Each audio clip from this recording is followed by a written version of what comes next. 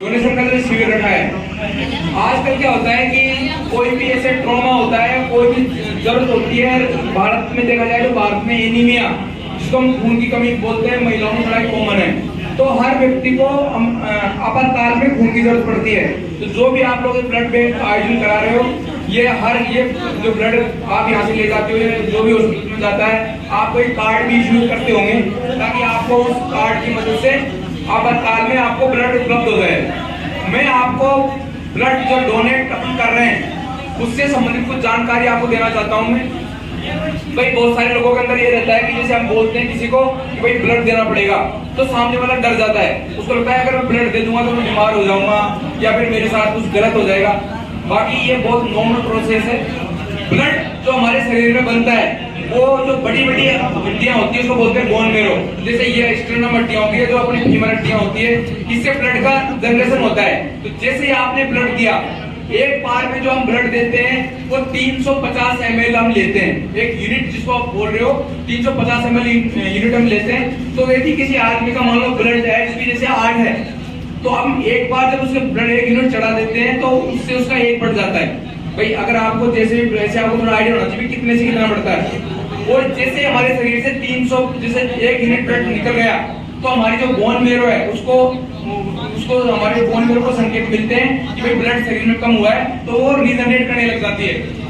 तो वो बहुत अच्छी प्रोसेस है। यदि आप ऐसा करेंगे तो आपकी बोन मेरो एक्टिव रहेगी। जो आदमी जिसने कभी ब्लड डोनेट नहीं किया तो उसको जरूरत नहीं पड़ेगी। तो जो आदमी रेगुलर ब्लड डोनेट करता है उसका शरीर सही भी रहता है। मैं खुद, मेरा ब्लड ओ नेगेटिव है। ओ नेगेटिव ब्लड भारत में 2.5 लाख लोगों को एक पे मिलता है। तो मतलब क्योंकि बहुत रेयर है, 2.5 लाख लोगों पे एक बंदे का ओ नेगेटिव ब्लड ग्रुप होता है। तो मेरे साथ मेरा नंबर है, मेरा फोन, सबसे पहले 2 लोगों के नंबर मैंने सेव कर रखे हैं जिनका ब्लड ग्रुप ओ नेगेटिव है। क्योंकि इमरजेंसी हो जाएगी तो मेरे को ओ नेगेटिव की जरूरत पड़ेगी।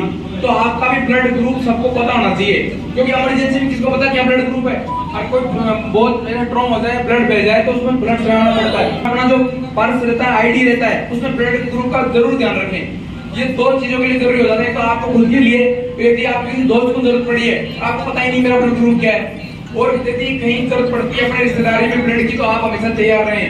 हाँ, उसकी कुछ शर्तें होती है।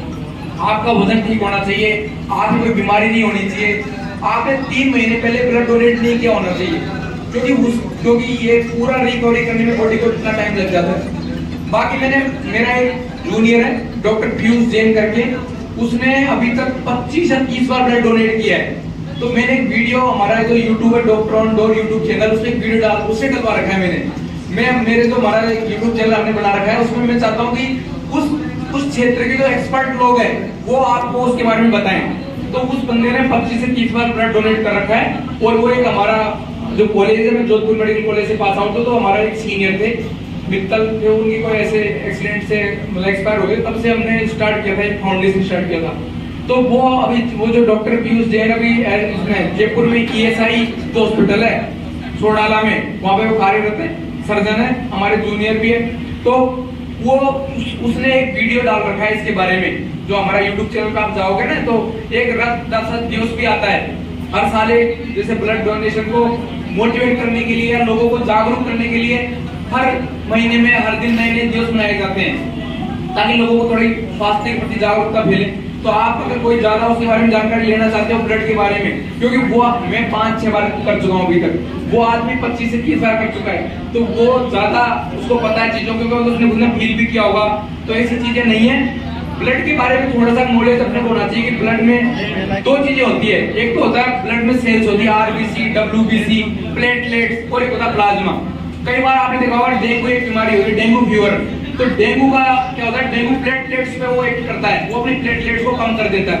हमारी प्लेटलेट होती है 1.5 लाख, लेकिन यदि 1.5 लाख प्लेटलेट कम होती यदि वो 33,000 पे आ जाती है, तो थोड़ा सा संकेत आ जाता है, खतरे के संकेत आ जाते हैं।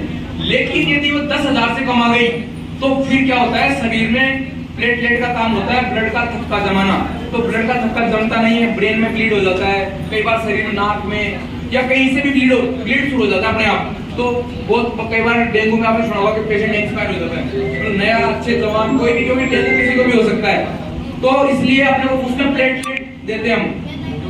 जो डेंगू वाला होता है उसमें एक टेक्निक होती है, जैसे मान लो प्लेटलेट का दिन, प्लेटलेट की आई होती है 6 दिन की, तो यदि मान लो आपने आज डोनेट कर दिया और 6 दिन हो गए तो यूज नहीं होगा, इसलिए डेंगू में आपको तुरंत बुलाया जाता है, तुरंत एक मशीन से फिल्ट्रेट करते हो, तो उसका बहुत ज्यादा इम्पैक्ट आता है। आपने देखा होगा कि मशीन लगी होती है, आपका प्लेटलेट निकाल के पेशेंट को जमा करते हैं। तो एक होता है आरबीसी, आरबीसी थी किसी के एचपी कम है तो आरबीसी देते हैं, यदि उसके ट्रॉमा हो गया तो उसको होल ब्लड देते हैं। इसके अलग अलग कंपोनेंट होते हैं ब्लड के भी, कभी आप ब्लड बैंक जाओगे तो आप पता करना इसका।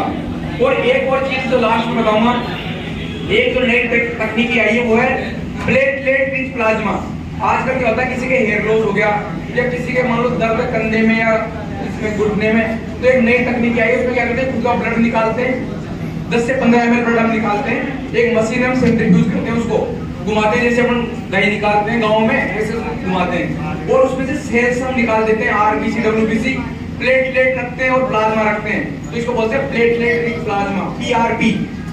उसका क्या रोल है, जैसे किसी के मान लो बाल उड़ गए तो उसको हम डालेंगे तो बाल उड़ जाते हैं, क्योंकि उसके अंदर ग्रोथ फैक्टर्स होते हैं। आजकल बड़ी बड़ी अच्छी तकनीक ये है जो प्लेट, इसका भी मैंने एक वीडियो डाल रखा है प्लेटलेट रिच प्लाज्मा का भी। तो आपको नई नई चीजों के बारे में नॉलेज होनी चाहिए, ताकि डॉक्टर आपको इस चीज के बारे में बताएं तो आप उसको एक्सेप्ट कर सको, क्योंकि आपको पता नहीं है तो सोचता नहीं है डॉक्टर क्या करने वाले हैं, इसका क्या मतलब है। तो बाकी यही था, आज आप लोग ये डोनेशन कर रहे हो, अच्छी बात है, ऐसी चीजें करते रहनी चाहिए। और दूसरी बात जो आपने ऐप बनाई है, इसकी जो ये वेबसाइट बनाई है, तो मैं भी इसमें आपने पढ़ने के लिए बनाई, तो मैं अपना कंट्रीब्यूट करने की कोशिश करूंगा। इसमें जो साइंस के जो वीडियोज है मैं कोशिश करूंगा कि मैं रिकॉर्ड करके आप लोगों तक पहुंचाऊं या आप लोगों की इसमें डालूंगा कि आप लोगों तक नॉलेज पहुंचे, क्योंकि